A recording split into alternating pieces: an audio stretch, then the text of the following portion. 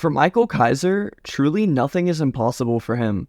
Hey, what's going on, ladies and gentlemen? I hope you're all having an amazing day so far. Blue Lock Chapter 220 is now officially out, and let me tell you, it is a screamer. Quickly before we get into that though, if you guys want to keep up with me and my channel, interact with my community, and just have a place to chill, make sure to click that link in the description and join my Discord. Now, I'm sure you guys already know the deal, but if you enjoy this content, make sure to subscribe, like, and comment so I can keep making these types of videos for you guys.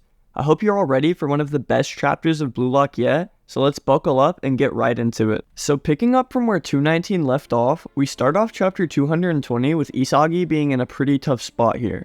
With a defensive metavision user at his front and back, there's no way that Isagi can dribble through, leaving Yuki to scream out in hopes that he can assist him.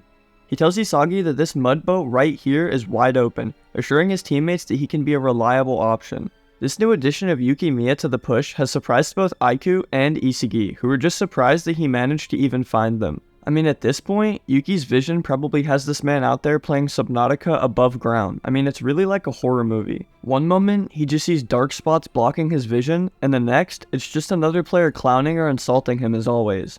Anyways, Isagi makes sure to tell us all how amazing Yuki Miya's positioning was here, literally calling this man's play a godsend. He managed to fill the spot perfectly on the right side that Kunigami left open, however it's still not good enough for Isagi. No, but to pass here, I can still shoot. Our egoist here is still teetering along the lines of arrogant egoism and rational gameplay, so let's just see how he cooks with this one. He says that if he were to lose the ball here, the Uber's counters would be nearly unstoppable, with the game swapping that quickly. And as he's saying this, Aiku is dying. Like, what? Somebody tell me right now why in God's name is Oliver Aiku, somebody with S-tier defense, sweating and clenching their teeth just to clamp Isagi down? It's not that deep, bro. He's not Bachira. Like, even moving on to the next page, even Isagi knows that he can't take the irrational risk here, deciding to tap back into his metavision for this particular play. Dropping his shoulders and body down to prevent disruption, he swings off his left leg, passing the ball directly to Yukimiya Kenyu. Now, Isagi passing is really no surprise here, because we can't have him piecing up S-rated defenders before the NEL's even over. Well anyways, Yukimiya, who was watching and encouraging for all of this to happen, compliments Isagi's pass due to it. Well, never mind I guess. Yukimiya is going back to therapy, because an even deadlier defender and player arrives at his front, effectively blocking the route between Yukimiya and Isagi's pass. Last pass, okay? I'm taking this. With an all too familiar Ace Eater tattoo, Don Lorenzo has managed to massively disrupt their play here, leaving both of our boys traumatized. I mean, look at this face. Look at this one. For $1 every week, you can help save these hopeless children and allow them to live a free, unchained life away from Don Lorenzo. Anyways guys, like I was saying, Lorenzo basically just shuts this party down with an absolutely maniacal look on this man's face. I mean, just look at him. Even Isagi is unsettled by him, not only surprised at his effective positioning, but also by his disturbing and demented look. That look, however, soon changes to the same traumatized look that he inflicted upon Yuki and Isagi, when the impossible does indeed happen. I've been waiting for this moment. Finally, you took your eyes off of the prize, you gold-toothed shithead. That's right, Michael Kaiser is now free from his chains, and is immediately making an impact on the field, no pun intended. Sprinting right into the path of the still oncoming pass, Yukimiya and Lorenzo are just left to watch, as Kaiser makes good on his dialogue from 218. Truly nothing is impossible for him. Now rest in peace to the MC here, because Isagi just begins to disintegrate into puzzle pieces here, taken aback by Kaiser's sudden intrusion into their play. While we see Kaiser pulling his leg back to shoot, Isagi's just trying to run through all of the ways that he was outclassed, which he should know by now is way too much to rant about every game. He also drops the cringe-ass line saying, "Everyone out here got metadated," which, like, never say that again, please. As we see Kaiser stomping his leg down and preparing for the shot, Uber's number 8 begins to sprint towards him, promising Kaiser that it's not over.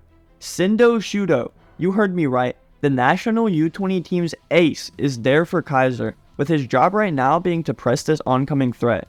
Instead of caring in any way, shape, or form, Michael Kaiser simply just hits a money spread on Sendo, instantly analyzing the situation with his metavision prowess.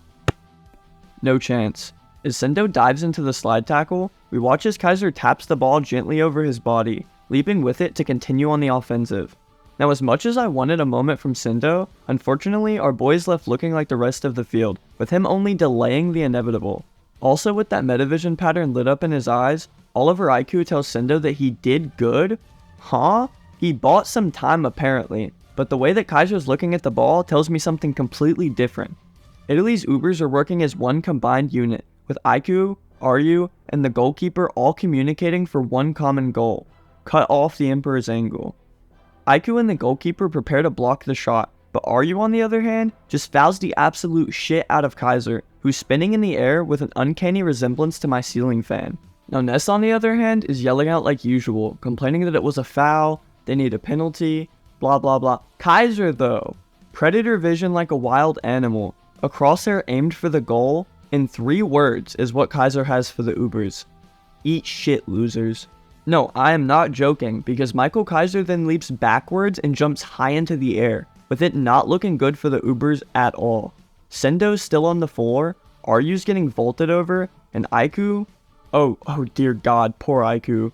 With one of the coolest panels in the entire Blue Lock manga, Kaiser swings his leg through the ball, effectively pulling off a Kaiser impact bicycle kick. Now, not to flex or anything, guys, but I predicted everything down to the type of kick. I'm telling you, I have metavision. Back to the play though, Kaiser is flying through the air with everyone just watching in disbelief. Now, the reason that I said poor Aiku isn't just because it was a normal Kaiser impact.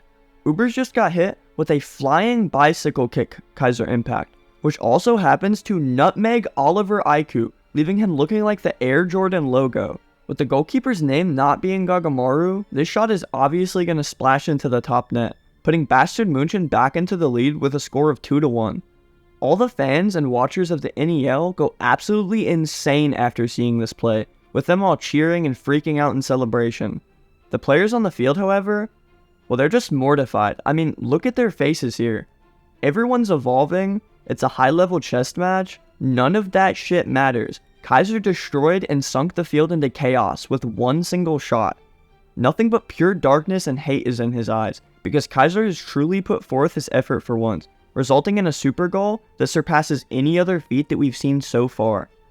Isagi knows that he's now pinpointed the true game changer of this match, being entranced actually by the genius of Kaiser.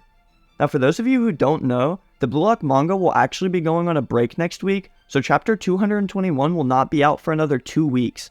With that being the case, I think that it's actually best to save our discussions on the next chapter's title and all that other cool stuff for an entirely separate video that will be coming very soon. Chapter 221 will be titled Take Me With You, so if any of you guys have any theories on that, make sure to let me know in the comments so I can see what you all think. I do also want to let you guys know that I will be out of town for a week, the same week that Blue Lock's on break. So if you have any variety videos or just any ideas of what you'd like to see while I'm gone, make sure to let me know because I'm working on those things right now. I hope you all enjoyed chapter 220 of Blue Lock. If you guys want to keep up with Blue Lock or anything related to it, make sure to subscribe to my channel, and I hope you all have an amazing day.